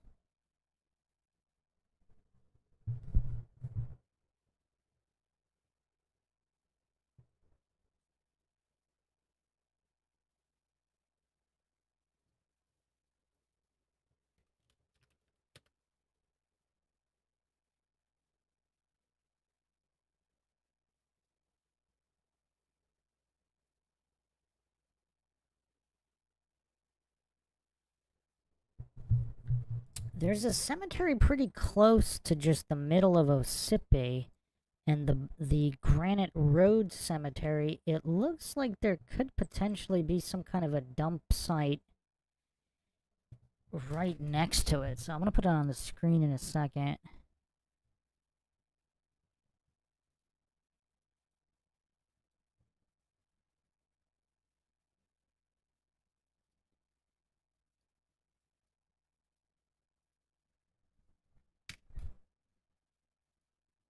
This could potentially be it.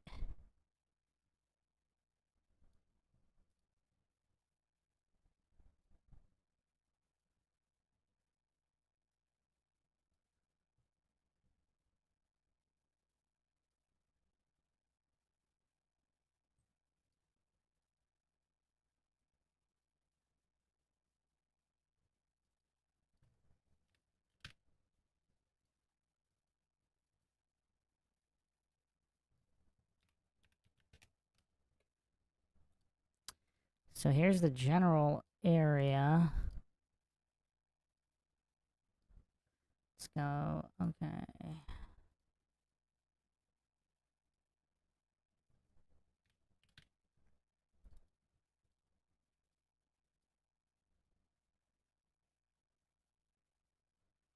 So here is the cemetery.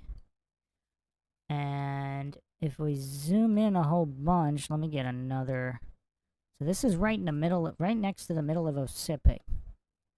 There's also looks like a body of water not too far away from there. I'm going to zoom in here and get a little bit high res.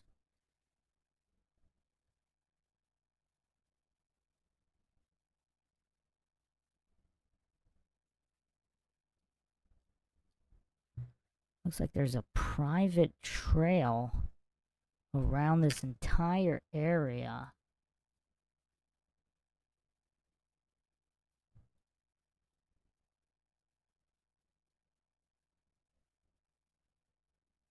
And there's also a body of water directly to the north of it. So let me get another image here. So here we see, so this is the cemetery, and you can see this kind of sort of looks like some kind of dump area with vehicles or whatever right to the west of it. And then, so there's 2 homes surrounding it, but to the north there's private trails and a body of water. So potentially they could have been hunting in this area, I guess. It makes a little bit more sense than some of the other cemeteries, which are in residential, right next to residential areas. So, is this the location here? Is this old Granite Road Cemetery? And they don't have a dump labeled, but this kind of looks like a dump site with various vehicles or whatever. I don't know what this is on the left here. There's no label, so it doesn't say it's like it's anything. There's nothing labeled here. So this is some kind of a dump site. That's kind of curious. And it kind of makes sense because there's private trails without houses to the north. So this is potential hunting areas. Now, I wonder if they searched this body of water here. That would be curious. But, yeah, so it could be somewhere around here. Somewhere in this general area could be where they found the ID. In Ossipee. They didn't even necessarily, because if somebody was dumping a missing person's things, they wouldn't necessarily want to dump it right with all. Would they want to dump it with other, or would they dump it slightly off? I mean, it's kind of weird. I'm also kind of assuming none of these people were interviewed who live nearby. Like, there's 2 homes nearby, or at least 1 home right near this potential dump. I mean, it's kind of hard to tell what this is. I have a slightly better image here. I'm going to put on the screen in a second. Zoomed in. Looks like cars. I don't really see a building unless it might be a trailer.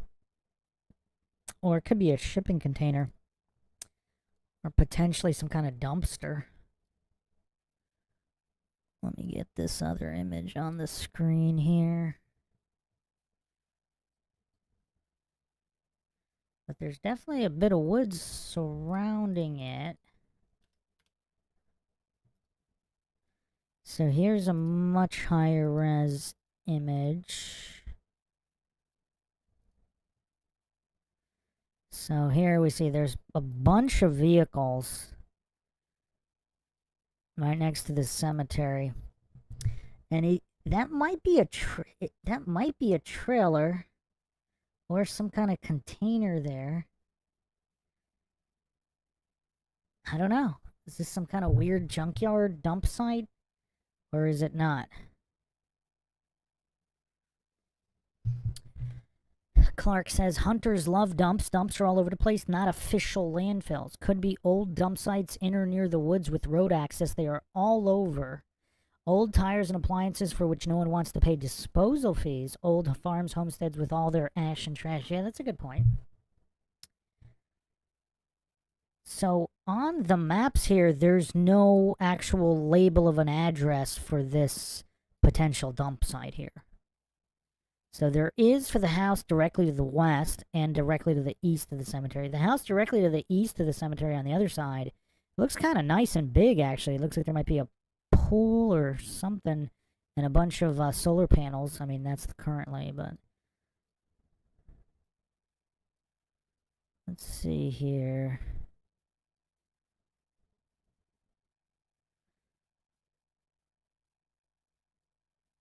So here's what it looks like from the road here. Google Street, there's actually a Google Street View here. I'm gonna put the image up right now.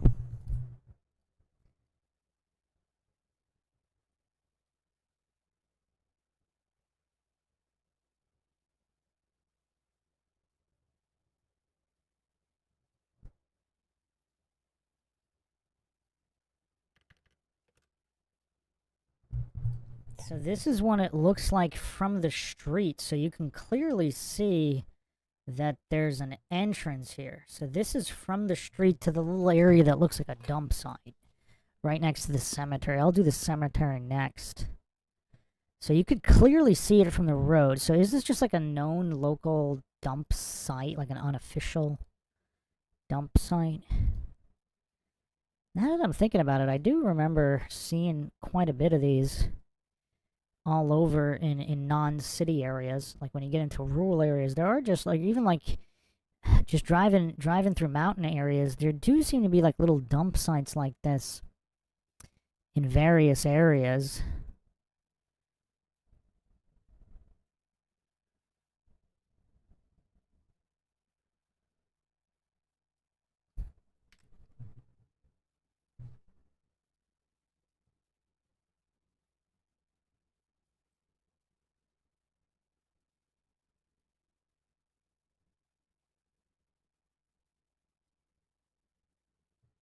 So this is the cemetery right next to it. And then I'm gonna do another image of in between the two. So this is the cemetery next to it.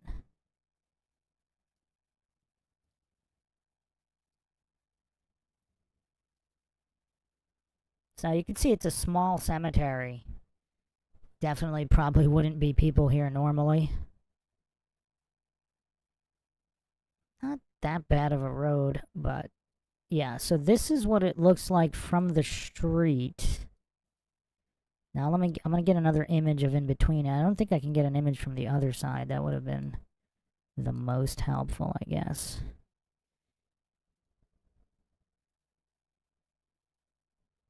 Yeah, they don't, the Google Street View doesn't have, yeah, it won't let me go down.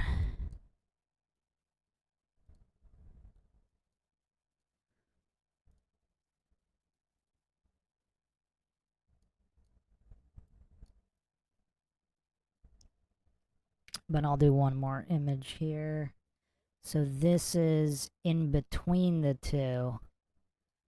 So you can access it from the road. Now keep in mind, if they're hunting on the other side of all of this, yeah, I mean, there's a private road on the other side. But again, this is seemingly the best option of where they found it. It's based on the, so yeah, you can see on the left there is the entrance to this potential dump site. On the right is the cemetery. Now, for this image here, again, there's a bunch of private trails to the north. So I'm assuming that's where they would have been hunting. Interesting stuff here. So is this the location where the hospital ID was found? Clark asks, key questions for the ID. Was the actual ID recovered? The story is unclear. Did the hunters pick it up and give it to law enforcement, then guide them to the site to find, or did they see it, report it, took law enforcement back? Well, let's look at it again. Let's look at what it says. So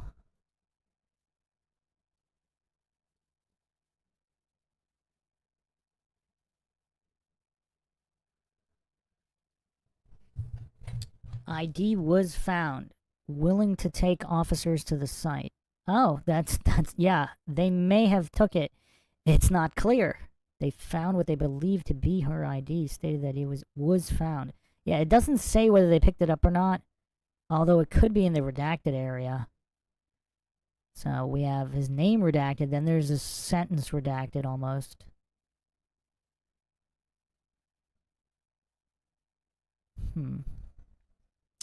It's unclear whether they took it or whether they didn't take it, but were close enough to look at it and see that it was Maura Murray's name. Why would they take it? It seems like they wouldn't take it, right?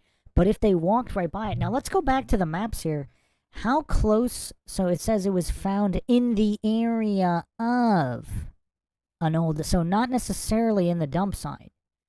So it could have potentially been elsewhere.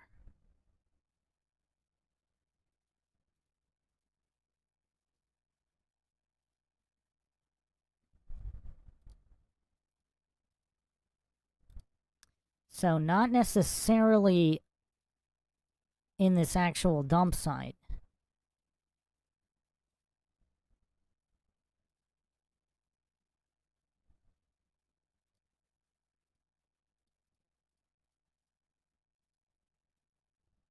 So it could have been potentially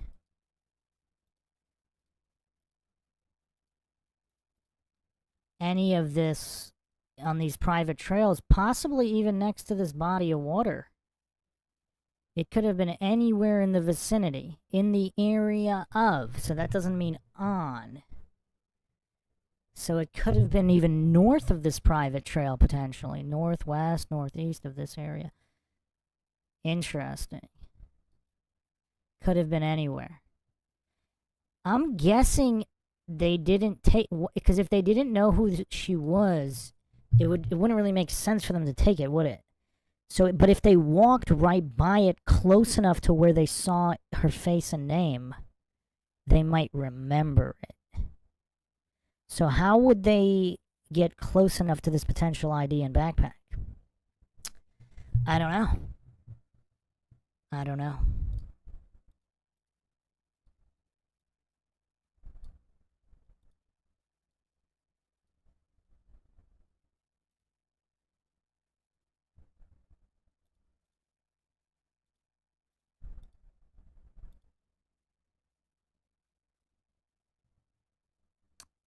So there's also another backpack found near Londonderry, but this is a bit north of Londonderry. Alright. I mean, yeah, this just gets more and more curious, but if they botched something, if it was her ID and they botched it that early, that might explain a few things about this case still being unsolved.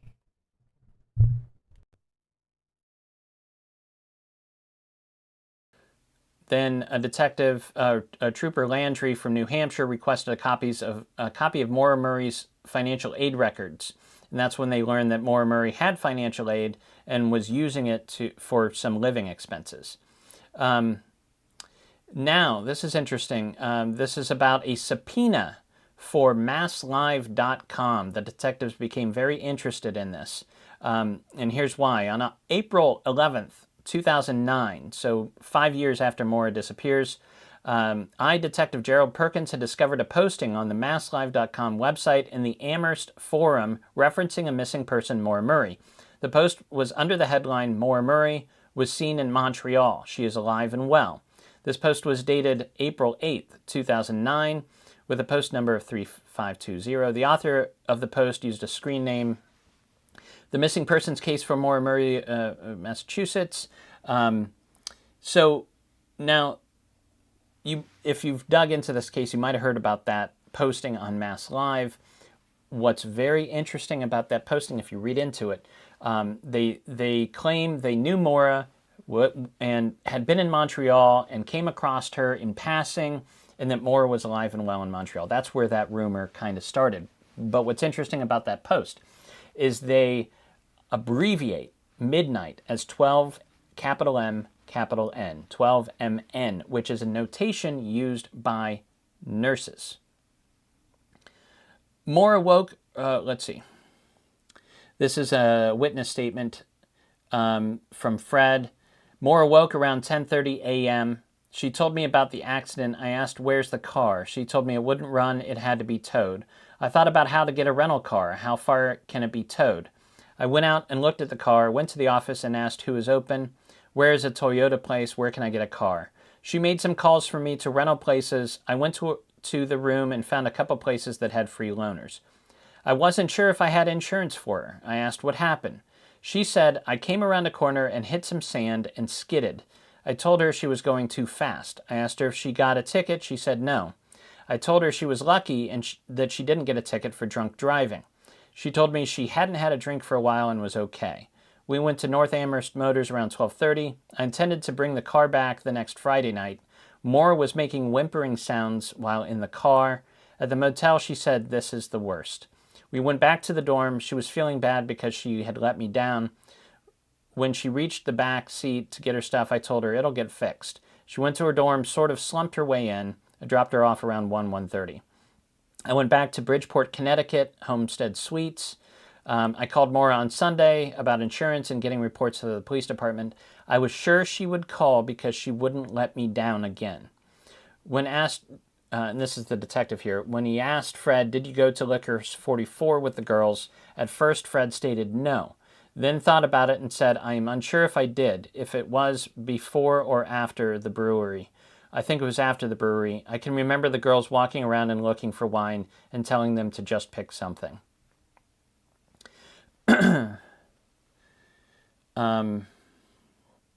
This is a statement from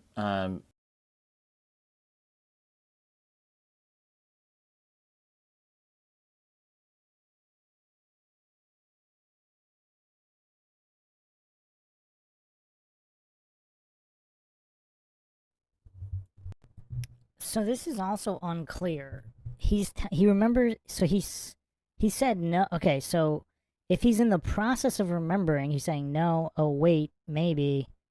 Can't remember if it was before or after. I guess it was after. I remember them telling them just pick something. Did he say that from the car, or did he go into the store with them? If he went into the store with them, wouldn't he remember it? Now, if he said it from the car, okay, but if he went in the store with them, and again, this footage has never been released, the Liquors 44 footage, for whatever reason. The standard DUI walk away, they will not release the footage from the liquor store. Which begs the question, who else? So there were two trips. So there's the liquor store footage, of course, on the Monday, but there's also the liquor store from the Saturday, which they didn't release either. So they won't release any footage from any liquor stores. Why won't they release the footage from the Saturday night, which is what Fred is talking about right now, where Maura is with Kate Markopoulos? Is the reason they can't release the footage from Monday the same reason they can't release the footage from Saturday of the liquor store visits? Why are these liquor store visits so mysterious? Why are they getting the Area 51 treatment? I mean, it's quite weird. If they're just buying liquor, I mean, what's the problem? This is tough.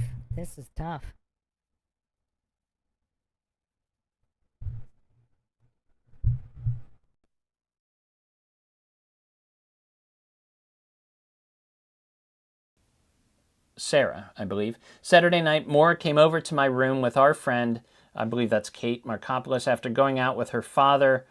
We were drinking, and I do not remember what happened, but I know that Maura left with 3 men named whoever, who walked them home. So this is a repeat of that same statement, further kind of cements it. Now, here's a statement from somebody that ran at track at UMass that knew Maura from high school. Apparently she transferred here. As always, Maura seemed sort of on her own, doing her own thing. I never really saw her with anyone. She started working security, as I had been doing since then. We have worked together a few times. She also lives in my building. We've talked in passing. She was always shutting herself in her room, and she said she never even saw Maura in her bathroom. I'm sorry, she's talking about the RA. The RA on her floor was always shutting herself in her room and said she never even saw Maura in the bathroom. And she never saw Maura around either. What was even more odd was that people would see Maura using the 5th floor smoking lounge bathroom instead of using the one on her floor, and she doesn't even smoke. That was the only time we would see her in the bathroom. She would go in with a bottle of water, stay in for a long time, and flush the toilet a couple times.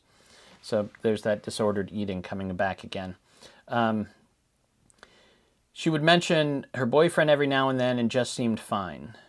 Didn't really think anything was wrong. Last semester, my friend, an RA on the 18th floor of Kennedy, came downstairs while I was working security and told me about how someone had used her credit card to order food numerous times.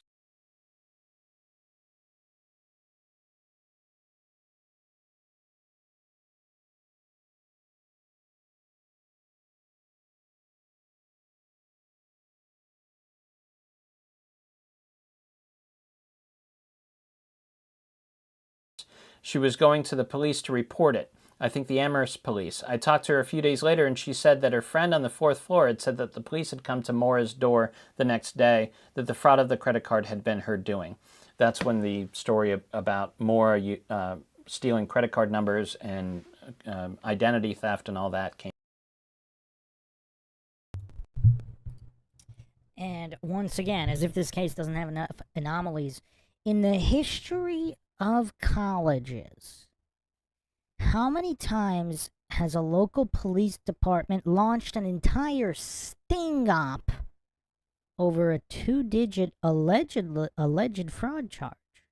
Because again, we don't really know what happened. Did this person have a problem with Maura, or was there another party, not the person who had their credit card used, who basically said this card was their card when it wasn't, and it was okay to order food on it, like a pass-around credit card? We don't have any of this information. Was Maura covering for somebody else? We don't have any of this information.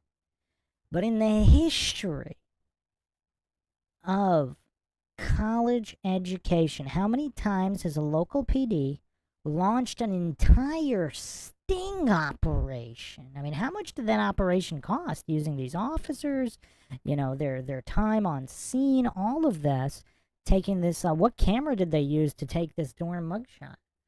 I mean, what was the budget for this sting operation over a 2-digit credit card charge? Was it more or less than the 2 digits? I mean, just the level of gopher here. I mean, when there's a charge on a credit card, I mean, the credit card company just does an investigation and refunds it. I mean, it's just kind of crazy how the police become involved, unless this was all some kind of setup to get her to be a CI for some reason.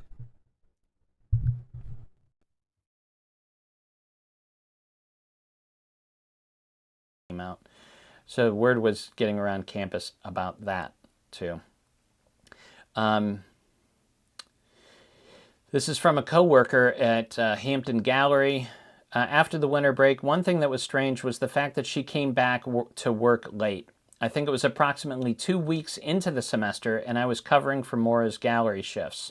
When she finally came in, the Thursday before the weekend she went missing, I only had the opportunity to see her once, for a few minutes, with 2 other gallery workers. I gave them an assignment before I had to leave, and I didn't have an opportunity to touch base with her. I thought she would be into work the following week until she sent an email, I think on Monday, saying she had a death in her family and needed a week off. That was the last I heard from her. And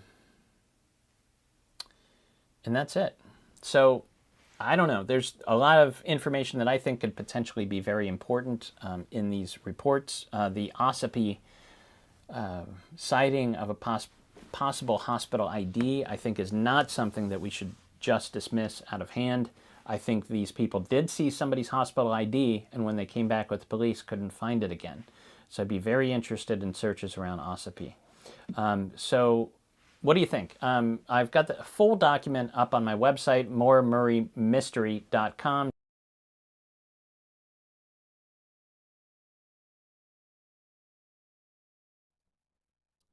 So there you have it. That's the new information Renner went over. And yes, obviously, the hospital ID, it might actually be one of the most critical pieces here, as well as some of these other, like Lenox, Massachusetts, about halfway from UMass. I mean, there could be something there.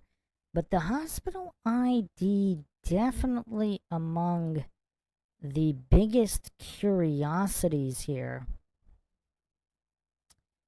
I mean, yeah, it's just weird. So maybe they didn't drop the ball. It's possible if whatever police, whatever law enforcement department actually went back and got the ID, then they have it. And they don't want to release it for a reason. Or if there's some kind of cover-up, law enforcement could have potentially found it and seized it without any kind of disclosure. What's unclear is it possible they did that before the hunters went back? Because if they got a couple people searching, and if it truly is this area, and it'd probably take some time to search this area, but if it is this area,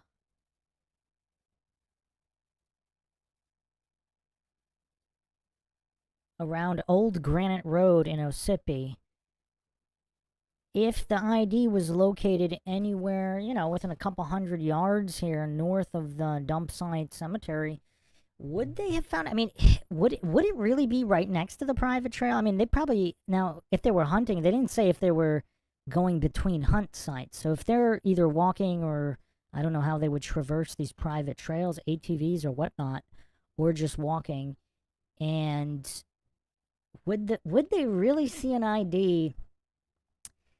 I mean, you wouldn't know how it got there. If someone dumped her stuff, let's say even in the water, and somehow either an animal or somehow it finds its way outside of this water, this body of water, it gets kicked around, I don't know, maybe some random people find it, toss it around, eventually it just gets kicked further and further closer to the private trail, and then it is able to be visible. I mean, because obviously somebody probably wouldn't actively dump it right on the private trail road.